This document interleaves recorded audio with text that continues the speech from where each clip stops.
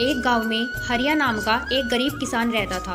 उसके परिवार में उसकी पत्नी और एक छोटी बेटी थी जिसका नाम था सुमन। हरिया की अपनी कोई जमीन नहीं थी, इसलिए वह दूसरों की जमीन पर खेती करता और जो कुछ पैसे मिलते उससे अपने घर का गुजारा करता था। पिछले कुछ दिनों से हरिया को गांव में कहीं भी काम नहीं मिल रहा था, जिससे वह बहुत परेशान था। आज कुछ कमा के लाए हो या नहीं? घर में खाने के लिए और कुछ भी नहीं बचा है, बस थोड़ी सी दाल चावल बचे थे, उसकी मैंने खिचड़ी पका दी है। पिछले कई दिनों से गांव में कोई काम नहीं मिल पा रहा है। गांव के लोगों का कहना है कि अभी इस महीने उनके पास करवाने को कोई काम नहीं है। जब फसलों की कटाई शुरू होगी तब काम मिलेगा। और मैं तो ये सोचकर परेशान हूँ कि अगर इस महीने कोई काम नहीं मिला तो सबके खाने पीने का जुगाड़ मैं कैसे करूँगा। आप चिंता मत करो, भगवान हमारी मदद जरूर करेंगे। पापा, इस बार गाँव में जो मेला लगेगा उसमें आप मुझे गुड़िया दिलाओगे ना? अगली बार तो आपने यह कहा था कि मैं बहुत छोटी हूँ, अगले साल तक मैं बड़ी हो जाऊंगी। अब तो मैं बड़ी हो गई हूँ, अब तो मुझे गुड़िया दिलाओगे ना? हाँ बेटा, इस साल मैं तुम्हें जरूर गुड़िया दिलाऊंगा। अब चलिए खाना खा लीजिए, ठंडा हो रहा है। सरला, तुम भी आकर खाना खा लो। जी, आप खा लीजिए, मैं थोड़ी देर बाद खा लूंगी। हरिया और उसकी बेटी दोनों खाना खा लेते हैं। तभी उनके दरवाजे पर एक संत की दस्तक होती है। भिक्षान दे, भिक्षान दे। क्या कोई घर पर है? क्या मुझे कुछ खाने को मिलेगा? भगवान भला करेगा तुम्हारा। संत की आवाज़ सुनकर हरिया और उसकी पत्नी बाहर आते हैं। बेटा, क्या तुम्हारे पास कुछ खाने को है? मुझे बहुत भूख लगी है। बाबा, हमारे पास तो खुद के खाने के लिए भी खाने को कुछ नहीं है। हम आपको क्या खाने को दे सकते हैं? हमने थोड़ी सी खिचड़ी पकाई थी और वो भी मैंने खा ली है। अब हमारे पास खाने को कुछ भी नहीं बचा। हमें माफ़ करिएगा बाबा। रुकिए बाबा, अभी मेरे हिस्से का खाना बचा हुआ है, मैं भी लेकर आती हूँ। सरला, अगर तुम अपने हिस्से का खाना बाबा को दे दोगी तो फिर तुम क्या खाओगी? बर्तन में तो बस थोड़े से ही चावल बचे हैं। आप इसकी चिंता मत कीजिए, मैं भूखी रह लूंगी, लेकिन अपने घर के आंगन से किसी संत को भूखा नहीं जाने दे सकती, इससे मुझे पाप लगेगा। ठीक है सरला, जैसे तुम्हारी इच्छा। सरला अपने हिस्से का खाना लाकर बाबा को दे देती है और बाबा उस खाने को खा लेते हैं। बेटा, तुमने मेरी भूख मिटाई है। मैं तुम्हारा बहुत आभारी हूँ। एक भूखे व्यक्ति को खाना खिलाना सच में पुण्य का काम होता है, और ये पुण्य तुमने आज कमा लिया है बेटी। मेरे पास तुम्हें देने के लिए कुछ भी नहीं है, पर मेरे पास ये अंगूठी है, इसे तुम रखो। बेटी, याद रखना, रात के समय इसे मत पहनना। रात के समय इसकी शक्ति बढ़ जाती है, जो तुम्हारी उंगली सहन नहीं कर पाएगी। धन्यवाद बाबा, हम आपकी आज्ञा का पालन करेंगे।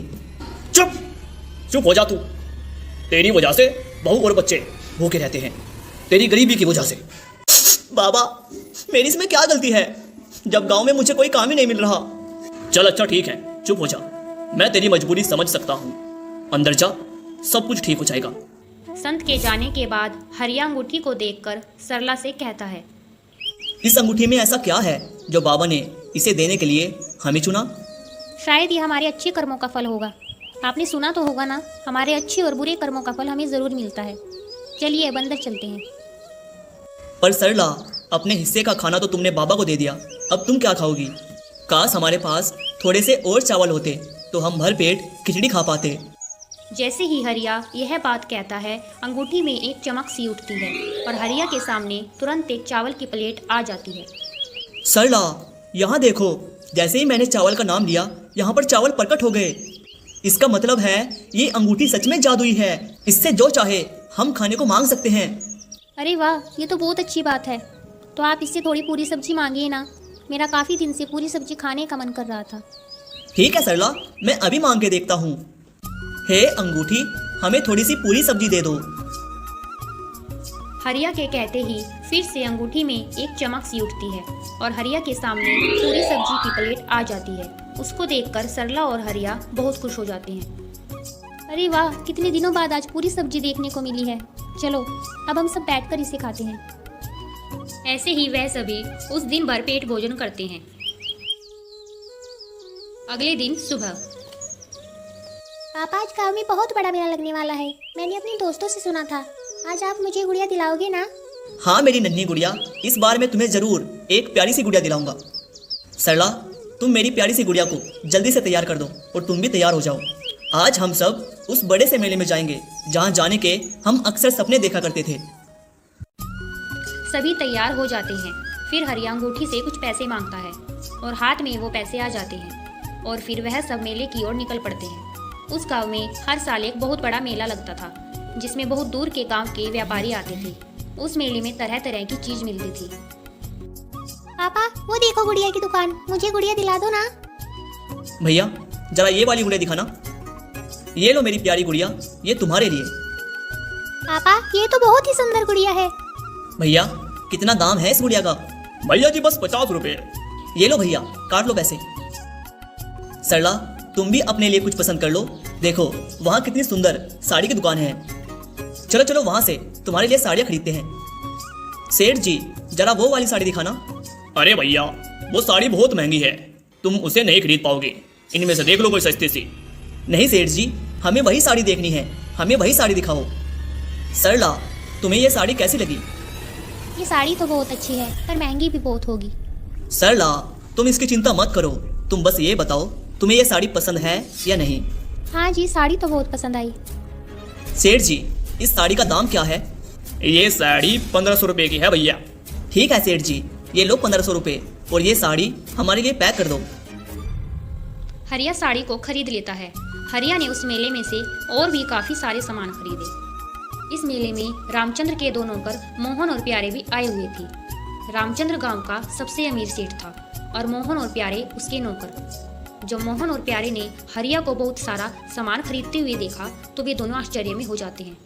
अरे मोहन, ये तो वही हरिया है ना जो अपनी गरीबी पर पूरे गांव में रोता फिरता है। ये देख कैसे महंगा महंगा सामान खरीद रहा है। आखिर इसके पास इतने सारे पैसे आए कहाँ से? अरे हाँ प्यारे, ये तो वही गरीब किसान हरिया है।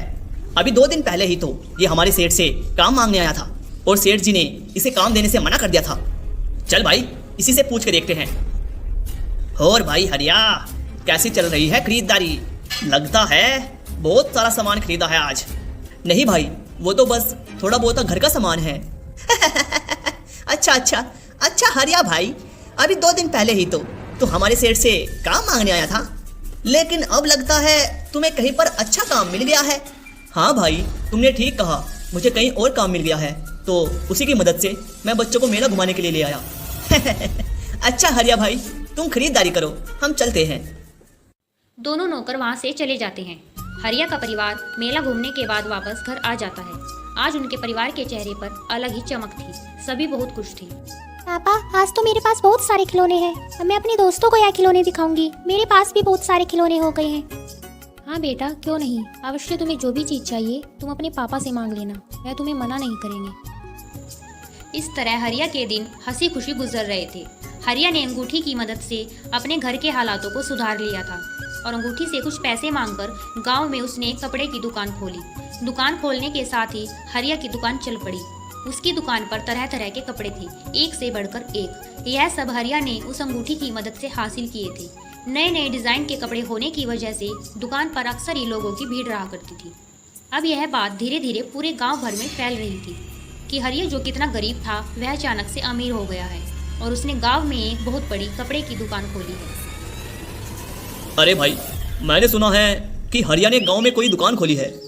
अरे हाँ वो तो मैंने भी सुना है, हरिया ने गांव में बहुत बड़ी दुकान खोली है। अरे भाई मैं तो उसकी दुकान देखकर भी आया हूँ। हरिया ने वाकई बहुत बड़ी दुकान खोली है और उसके पास नए नए प्रकार के कपड़े हैं। अच्छा भाइयों, मेरी एक बात समझ नहीं आ रही है, आखिर हरिया के पास दुकान खोलने के इतने सारे पैसे आए कहाँ से? कुछ तो लोचा है साला। भाई इसके बारे में तो मुझे नहीं पता, बस मुझे इतना पता है कि उसने गांव में एक बहुत बड़ी कपड़े की दुकान खोली है। हे भगवान, अगर मेरे पास भी इतने पैसे होते तो मैं भी अपना कोई छोटा मोटा कारोबार खोल लेता। अरे भाई अगर तुम्हारे पास पैसे नहीं हैं तो तुम हरिया से उधार ले सकते हो, वो पैसे उधार भी देता है। हाँ शायद तुम ठीक कहते हो, मैं एक बार हरिया से बात करके जरूर देखूंगा। यार कुछ पैसे तो मुझे भी चाहिए थे, मुझे भी अपना छोटा मोटा कारोबार शुरू करना है, तो क्यों ना कल हम हरिया से बात करके देखें, क्या पता हरिया हमारी कुछ मदद कर दे। वह लोग इतनी बातें कर ही रहे थे, तभी उन्होंने देखा कि हरिया वहीं से गुजर रहा था। रामू ने हरिया को आवाज लगाई। अरे हरिया भाई कहाँ जा रहे हो? कहीं नहीं भाई, बस तुम्हारे ही पास आ रहा था। बहुत दिन हो गए थे तुमसे मिले और बात करे, सोचा तुमसे भी मिलके चलूं। हरिया भाई, मैंने सुना है तुमने कपड़े की बहुत ही बड़ी दुकान खोली है।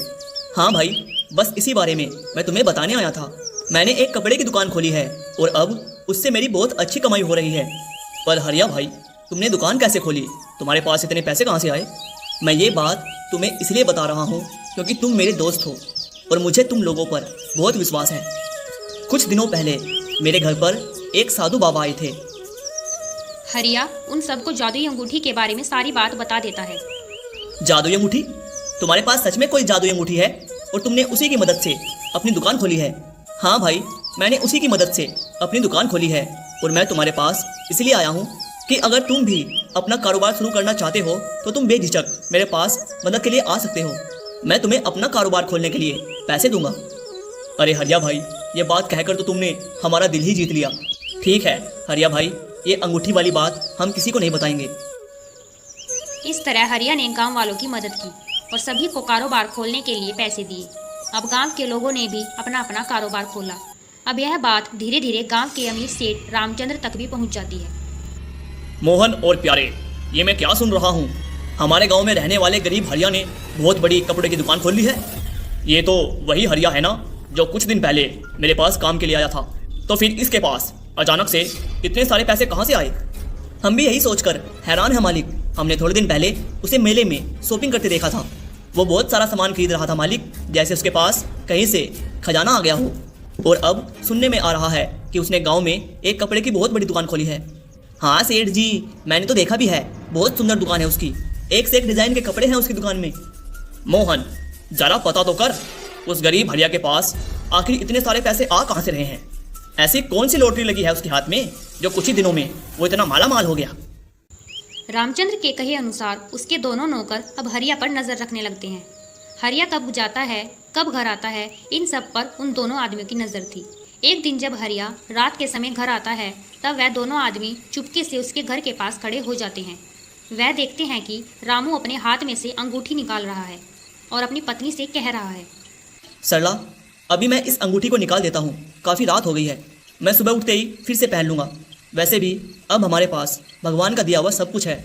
मुझे लगता है अब हमें इस अंगूठी को संभाल कर रख देना चाहिए क्योंकि अब हमारा कारोबार भी बहुत अच्छा चल रहा है। अभी हमें इस अंगूठी की ज़रूरत नहीं है। मैं सोच रहा हूँ कि इस अंगूठी को हमें किसी ज़रूरतमंद को दे देना चाहिए जो मेरी ही तरह गरीब और ईमानदार हो। हाँ जी, आप बिल्कुल सही कह रहे हैं। यह अंगूठी हमें एक ऐसे इंसान को देनी चाहिए। रामचंद्र के दोनों नौकर यह सारी बात रामचंद्र को बताते हैं। हाँ सेठ जी, उनके पास एक अंगूठी है। वो उसी के बारे में बात कर रहे थे कि कैसे उस अंगूठी ने उनकी ज़िंदगी बदल दी। अच्छा तो ये बात है, लेकिन एक अंगूठी की वजह से ये सब कैसे हो सकता है? क्या वो कोई जादुई अंगूठी है? क्या उस अंगूठी ने हरिया को पैसे दिए? जाओ इसका पता लगाओ। अगले दिन फिर वह दोनों आदमी चुपके से हरिया के घर आते हैं और हरिया और उसकी पत्नी की बातचीत को सुनते हैं। सुनिए, मुझे एक बहुत ही सुंदर गुलाबी रंग की साड़ी चाहिए। आप इस अंगूठी से मांग लीजिए ना। तुम्हारे पास इतनी सारी साड़ियाँ तो हैं, फिर तुम्हें गुलाबी रंग की साड़ी क्यों चाहिए?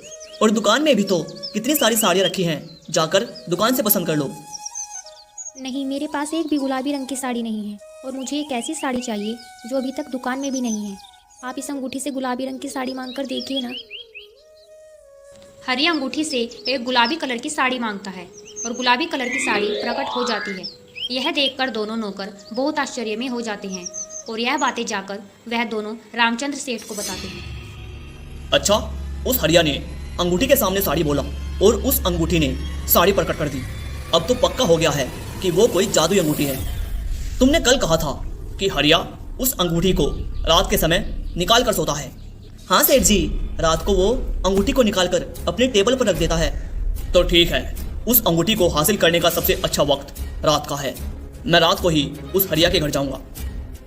ऐसा सोचकर रामचंद्र रात के समय चुपके से हरिया के घर पहुंच जाता है और रात के समय में वह अंगूठी का तेज बहुत जाता था। वह अलग ही चमक रही थी। अरे वाह, इस अंगूठी की चमक तो देखो, कितनी जगमगा रही है। अच्छा, तो ये है वो जादुई अंगूठी जिससे हरिया इतना अमीर हुआ है। अब मैं इस अंगूठी को अपने घर ले जाऊंगा और इस अंगूठी की मदद से गांव का सबसे अमीर व्यक्ति बन जाऊंगा। ये सोचकर रामचंद्र उस अंगूठी को वहां से लेकर घर आ जाता है और उस अंगूठी को हाथ में पहनकर उस अंगूठी से बहुत सारे सोने के सिक्के मांगता है। हे जादुई अंगूठी, मुझे बहुत सारे सोने के सिक्के दे दो, इतने सारे कि मैं रातों रात अमीर बन जाऊं। जैसे ही रामचंद्र ऐसा कहता है, उसकी उंगलियों पर लाल निशान पड़ जाते हैं और उसे काफ़ी जलन होने लगती है। रामचंद्र दर्द से कर्राते हुए उस अंगूठी को लेकर अस्पताल की ओर भागता है। रामचंद्र अस्पताल पहुंचता है और डॉक्टर को अपना हाथ दिखाता है। ये कैसे हुआ? आपको इतनी ज़्यादा चोट कैसे आई? तुम्हारा हाथ तो पूरी तरह से घायल है। लाओ, मैं अभी इसकी पट्टी कर देता हूँ। डॉक्टर रामचंद्र के हाथों की पट्टी कर देता है और उससे कहता है, देखो, मैंने तुम्हारे हाथों की पट्टी तो कर दी है, पर तुम्हारे हाथों के जख्म बहुत गहरे हैं। इससे ठीक होने में कम से कम 2 महीने का समय लगेगा और इसीलिए तुम्हें 2 महीने तक अपने हाथों का ध्यान रखना होगा। यह सुनकर रामचंद्र बहुत दुखी होता है। ये सब उस अंगूठी की वजह से हुआ है। ना तो मैं उस अंगूठी को चुराता और ना ही मेरा ये हाल होता। इतनी जलन हो रही है मेरे हाथ में, मैं क्या बताऊं। अगर मैं ज़्यादा पैसे का लालच ना करके उस अंगूठी को चुराया ना होता तो आज मेरे हाथों की ये हालत ना होती। रामचंद्र उस अंगूठी को हरिया को वापस करने जाता है। ये लो हरिया भाई अपनी अंगूठी। कुछ वक्त के लिए मेरे मन में इस अंगूठी के प्रति लालच आ गया था, पर इस अंगूठी ने मुझे अच्छा सबक सिखाया है। अब यह अपनी अंगूठी तुम अपने पास रखो, मुझे इसकी ज़रूरत नहीं। अब अंगूठी हरिया के पास वापस आ चुकी थी।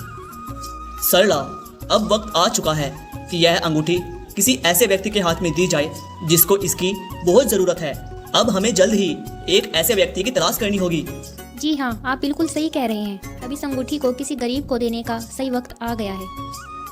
वह लोग यह बातें कर ही रहे थे कि तभी उनके घर पर एक गरीब बूढ़ा व्यक्ति आता है। कोई तो कुछ खाने को दे दो, भगवान भला करेगा। सरला बूढ़े व्यक्ति के लिए खाना लाती है। बूढ़ा व्यक्ति खाना खाता है। खाना खाने के बाद हरिया उस बूढ़े व्यक्ति को वह जादुई अंगूठी दे देता है। उस जादुई अंगूठी की सारी शक्तियों के बारे में भी बता देता है। बूढ़ा आदमी बहुत खुश होकर वहाँ से चला जाता है। थोड़ी दूर जाकर वह बूढ़ा आदमी वापस अपने संत के रूप में आ जाता है। वह बूढ़ा आदमी और कोई नहीं बल्कि वही संत था जिसने हरिया को वह जादुई अंगूठी दी थी और वह अब अपनी अंगूठी वापस लेने आया था। हरिया का जीवन अब सुधर चुका था।